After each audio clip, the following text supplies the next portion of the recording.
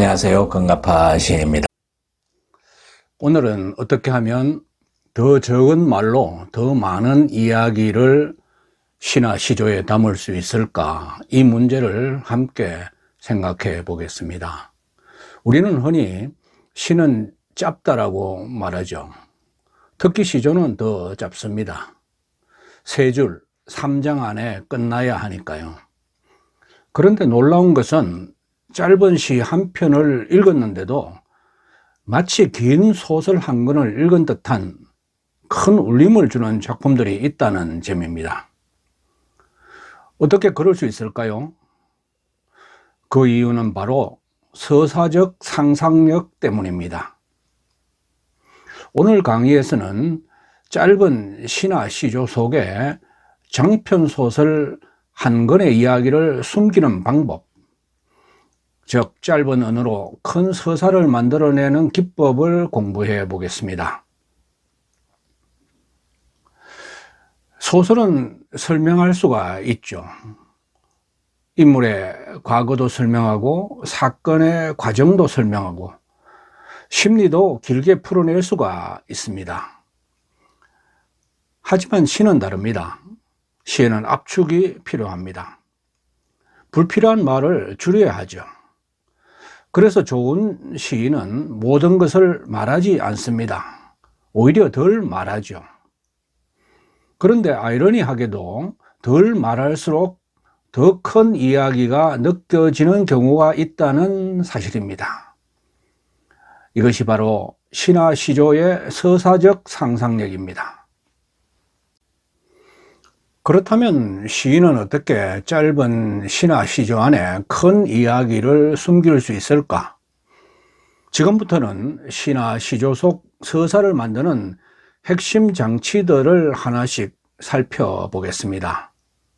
사실 좋은 시인들은 이 장치들을 무의식적으로 사용하고 있죠. 그 첫 번째는 치환입니다. 추상을 사물로 바꾸는 기술이죠. 치환은 눈에 보이지 않는 감정이나 생각을 구체적인 사물로 바꾸는 것입니다. 예를 들어 그리움을 그냥 그립다라고 말하면 약하죠. 그런데 빈 의자가 차갑게 식어간다 이렇게 표현하면 장면이 갑자기 살아납니다. 즉 감정을 직접 설명하지 않고 사물로 바꾸어 보여주는 것입니다. 시는 관념을 말하지 않고 사물로 우회해서 말을 하는 것입니다. 이때 시는 훨씬 깊어지게 되죠. 두 번째는 장면 고착입니다. 영화의 스틸것처럼 한 장면을 붙잡게 하는 것이죠. 장면 고착은 움직이는 사건 전체를 설명하지 않고 가장 강렬한 순간 하나만 딱 보여주는 방식입니다. 마치 영화의 포스터처럼 말이죠. 예를 들어 전쟁 전체를 설명하는 대신 무너진 담벼락 아래 한짝 고무신 이 장면 하나만 보여주는 것입니다. 그러면 독자는 그 뒤의 이야기를 스스로 상상하게 되죠. 좋은 시인은 이렇게 영화의 장면을 다 보여주지 않습니다. 가장 강렬한 한 컷만을 남기죠. 세 번째는 시점 이동입니다. 보는 위치를 뒤집는 방식이죠. 보통 우리는 사람의 입장에서 사물을 봅니다. 그런데 시에서는 갑자기 사물의 입장에서 인간을 바라보기도 하죠. 예를 들어 내가 나무를 본다가 아니라 나무가 나를 내려다본다 이렇게 시점이 바뀌는 순간 세계가 새롭게 열립니다. 이렇게 시점 이동은 독자의 익숙한 사고를 흔들어서 새로운 깨달음을 만드는 장치라고 할 수 있죠.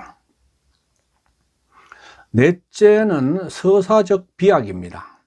설명을 건너뛰고 도약하는 방식이죠. 소설은 인과관계를 자세하게 설명합니다. 하지만 시는 다르죠.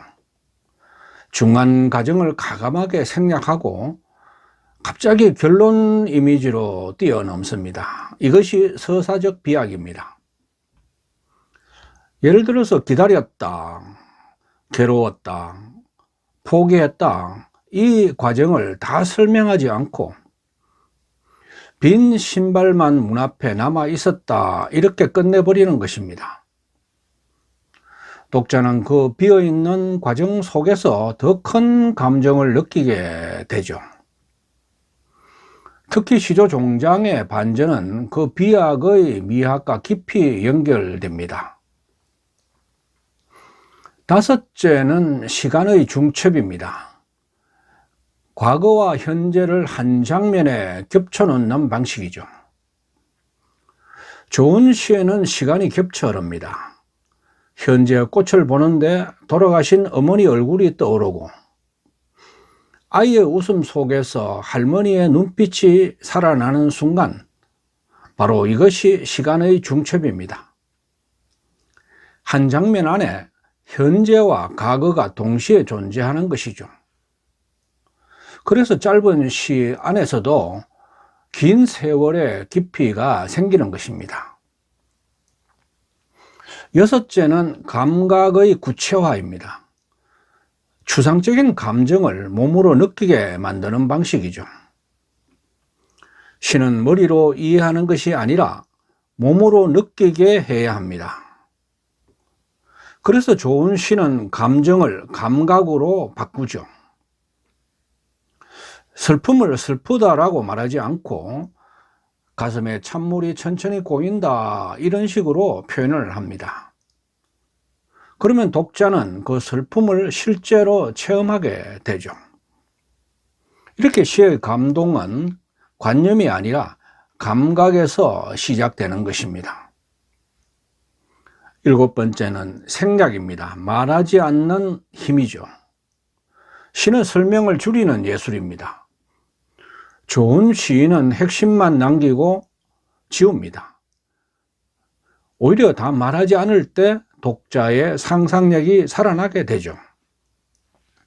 예를 들어 그는 울었다 라는 감정적인 설명보다 젖은 숟가락만 남아 있었다, 이 표현이 더 큰 슬픔을 줍니다. 왜냐하면 독자가 그 빈 공간을 스스로 채우기 때문입니다. 생략은 독자를 공동 창작자로 만드는 기술입니다. 여덟 번째는 역설입니다. 모순 속에서 진실 만드는 방식이죠. 역설, 패러독스는 겉으로는 모순되지만 깊이 들여다보면 진실한 표현이 되는 것입니다. 예를 들어 비워야 채워진다, 침묵이 더 큰 소리를 낸다, 이런 표현들이 바로 역설인데요. 시는 단순한 논리가 아니라 삶의 복합성을 다루기 때문에 역설이 아주 자주 등장합니다. 좋은 역설은 독자의 마음을 오래 흔들죠. 아홉 번째는 흔적 제시입니다. 그러니까 사건 이후만 보여주는 방식이죠. 시인은 사건 자체보다 그 이후 남겨진 흔적에 주목을 합니다. 타버린 재라든가 빈 방, 찢어진 편지 같은 이런 흔적 속에는 이미 하나의 서사가 숨어 있습니다. 독자는 흔적을 통해 보이지 않는 사건을 복원하게 되죠. 열 번째는 상징 응축입니다. 하나의 사물에 거대한 의미를 담는 방식이죠. 좋은 시에는 작은 사물 하나가 큰 세계를 품고 있습니다. 예를 들어서 달 항아리는 단순한 항아리가 아니죠. 비움이라든가 순환, 모성, 한국적 미학, 달의 상징성까지 담고 있습니다. 이처럼 하나의 이미지 안에 여러 감정과 역사를 압축하는 것이 바로 상징 응축입니다. 11번째는 거리의 미학입니다. 너무 가까이 울지 않는 방식이죠. 좋은 시는 슬프다고 소리치지 않습니다. 조금은 떨어져서 바라봅니다. 그래서 오히려 더 깊어지게 되죠. 예를 들어 죽음을 직접 절규하기보다는 빈 신발 한 켤레만을 보여주는 방식이죠. 이렇게 절제된 거리감은 감정을 더 오래 울리게 만듭니다. 12번째는 부재의 현전입니다. 없는 존재를 더 강하게 드러내는 방식이죠. 시에는 없는 존재가 오히려 더 선명하게 살아나는 경우가 많죠. 돌아가신 어머니, 떠난 연인, 사라진 시대. 그런데 직접 등장하지는 않습니다. 그 대신 꽃 한 송이, 사진 한 장, 빈 의자 같은 사물을 통해 나타나게 하죠. 이것이 바로 부재의 현전입니다. 없는 것이 오히려 더 강하게 존재하게 되는 것이죠. 이것이야말로 시의 놀라운 힘입니다. 이를 정리하면 결국 좋은 시는 어떤 설명보다 암시의 예술이라고 할 수 있겠습니다. 직접 다 말하지 않고 치환하고 생략하고 흔적만 남기고 시간을 겹치고 상징으로 압축하면서 독자의 상상력 속에서 더 큰 이야기가 살아나게 만드는 그런 일종의 전략이라고 할 수 있겠습니다. 이러한 서사적 상상력을 만드는 핵심 장치들은 각각 따로도 쓰이지만 두세 개가 결합될 때 훨씬 강력한 힘을 발휘합니다. 오늘은 그 중에서도 특히 효과적인 5가지의 조합 사례를 중심으로 살펴보겠습니다.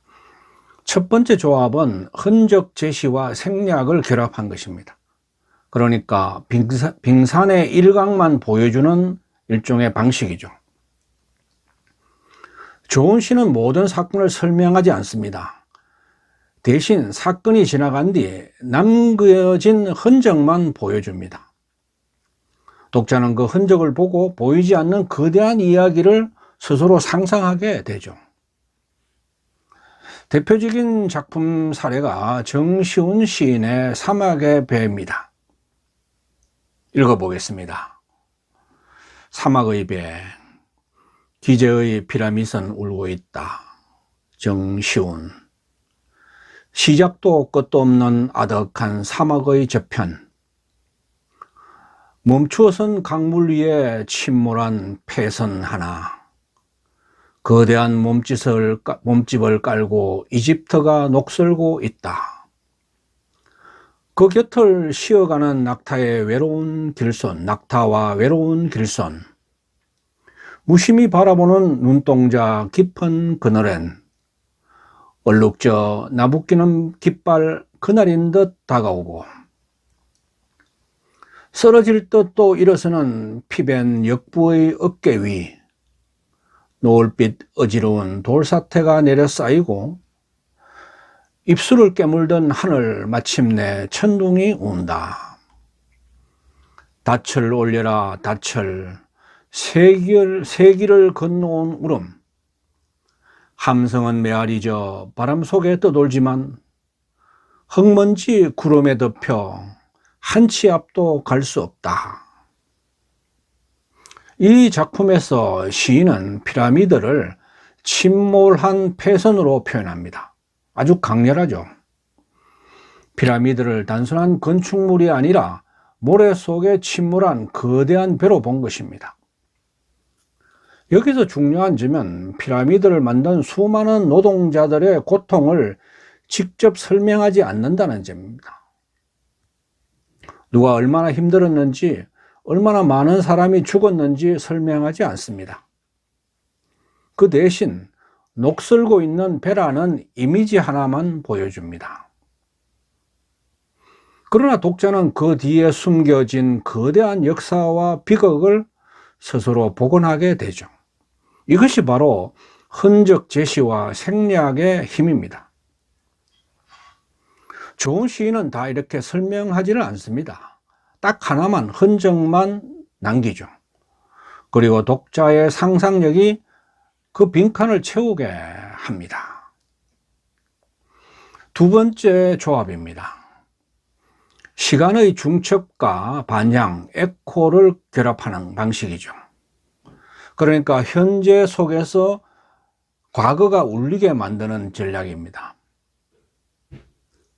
시간을 겹쳐놓는 방식이죠. 정시훈 시인의 꽃의 유전을 보겠습니다.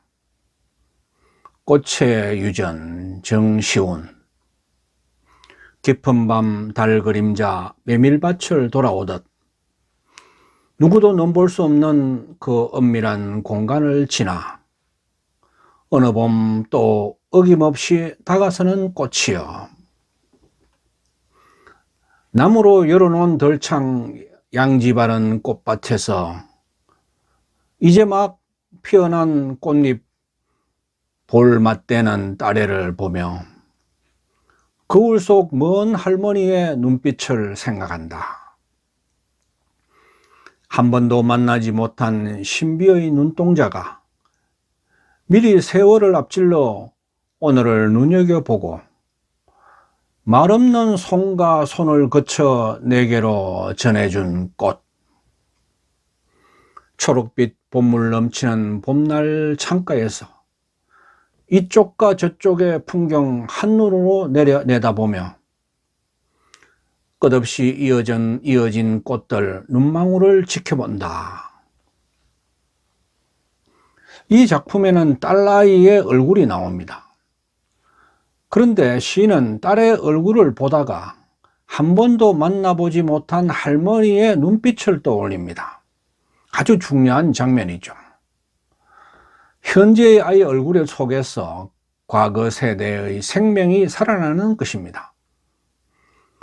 즉 지금 이 순간 속에 오래전 시간이 함께 존재하는 것입니다. 이런 것을 시간의 중첩이라고 합니다. 그런데 여기서 끝나지 않습니다. 할머니의 눈빛이 딸에게 이어지고 다시 화자에게 이어집니다. 이렇게 생명의 흐름이 계속 울려 퍼지는 것이죠. 이것을 반향, 에코라고 합니다. 조은 씨는 이렇게 시간을 직선으로 흐르게 하지 않고 과거와 현재가 한순간에 겹쳐지고 그 울림이 계속 메아리치게 만듭니다. 그래서 짧은 시 안에서도 한 가족의 역사, 한 생명의 계보가 느껴지는 것입니다. 세 번째 조합은 치환과 감각의 구체화의 결합입니다. 그러니까 관념에 몸을 입히는 방식이죠. 시는 관념만 말하면 힘이 약합니다. 예를 들어 사랑은 아름답다, 그리움이 깊다 이렇게 표현을 하면 추상적입니다. 관념적이죠.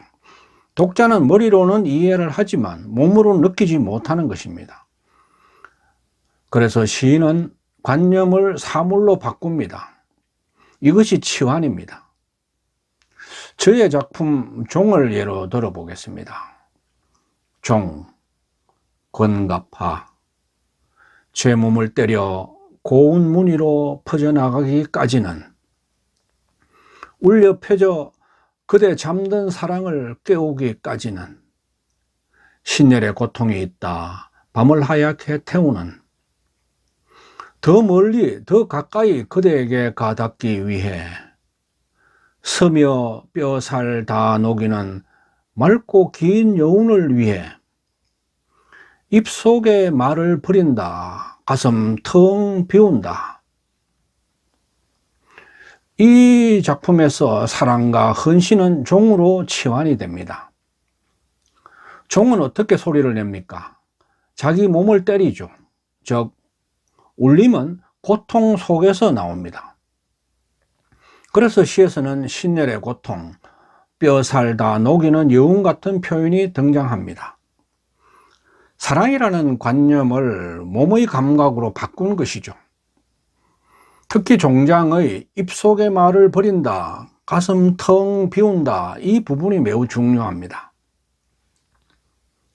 비워야 멀리 울린다는 것, 말을 줄일수록 더 큰 울림이 생긴다는 것, 이것이 이 시의 역설입니다.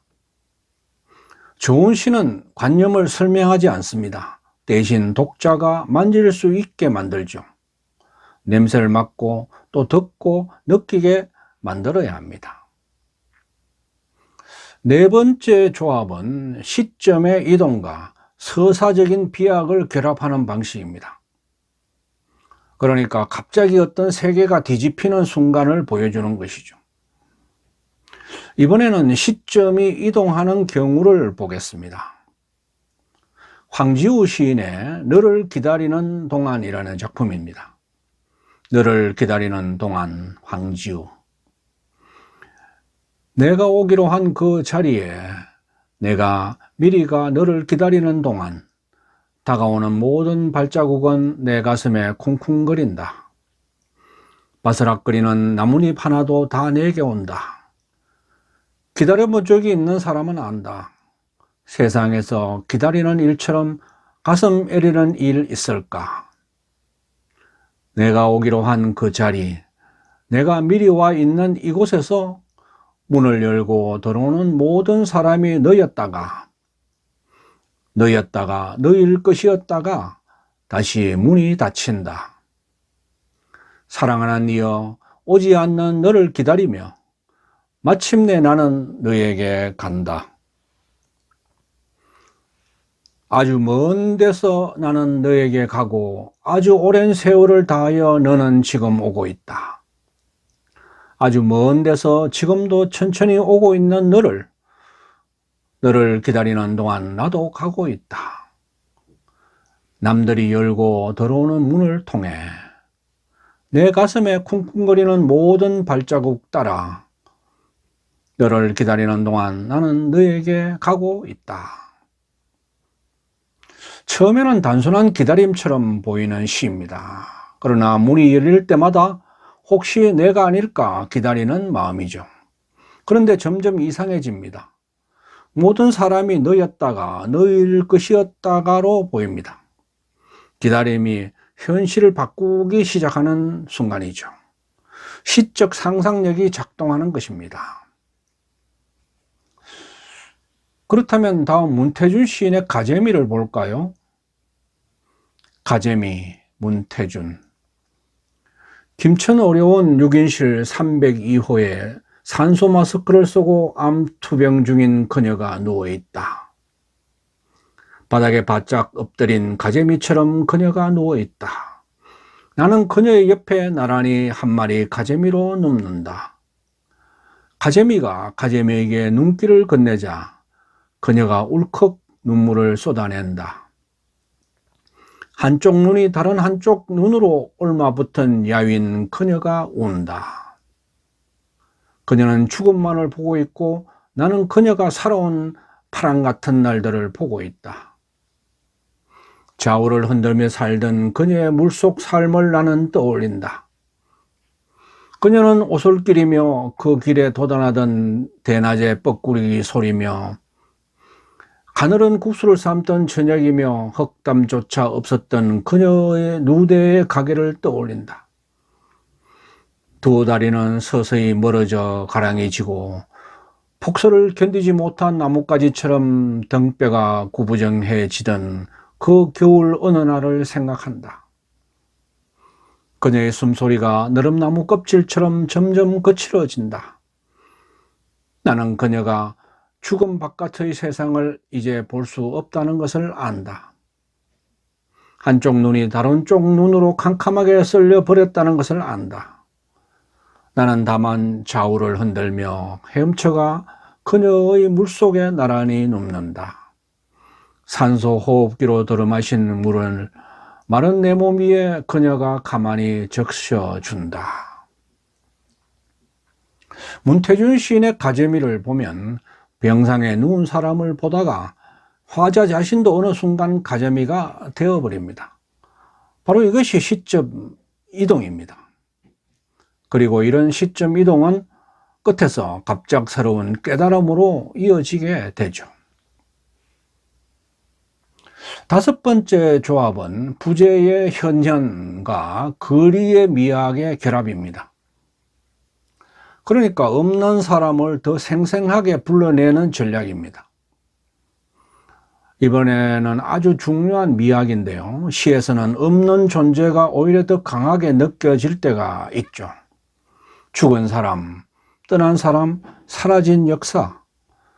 그런데 시인은 그 부재를 직접 울부짖지 않습니다. 조금 떨어져서 바라보죠. 이것이 바로 거리의 미학입니다. 강인순 시인의 사진 한 장을 보겠습니다. 사진 한 장, 강인순. 사진 속 아저씨는 한복을 입으셨다. 굳게 입을 다물고 뒤에는 일장기를 둔 채 긴 칼 찬 일본인 관리 함께 찍은 소화 18년. 마을이 원통 간 후 돌아온 이 하나 없다. 5개월 긴 일항을 눈물로 맨 우리 숙모. 씨바지 아들 하나가 또 아들을 낳았다. 낡은 시간 속에는 이젠 지울 눈물이 없다. 돌아보면 서러웠던 시간의 생채기를 우리들 무딘 가슴에 데모처럼 바뀐다. 강인수 시인의 사진 한 장에서는 낡은 사진 속 인물이 등장합니다. 일제강점기의 슬픔이 숨어 있지만 시인은 과잉 감정을 드러내지 않습니다. 사진 한 장만 보여주고 있죠. 그런데 오히려 더 아픕니다.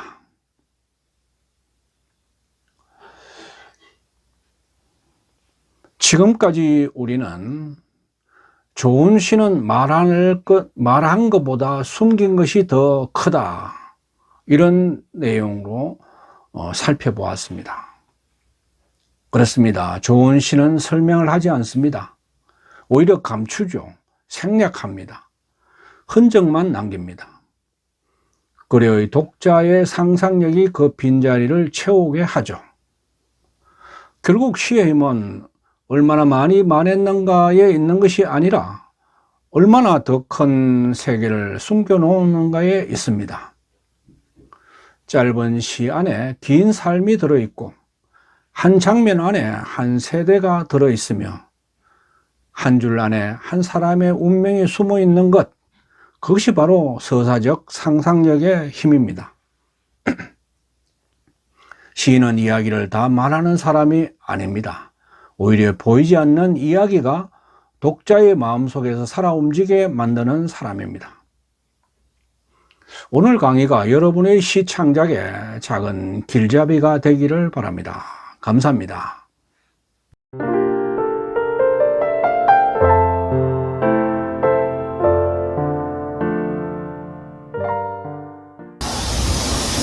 아직까지 건강파TV를 구독하지 않으신 분은 지금 바로 붉은색 구독 버튼과 좋아요, 엄지척, 그리고 종 모양의 알람 설정을 해주시면 감사하겠습니다.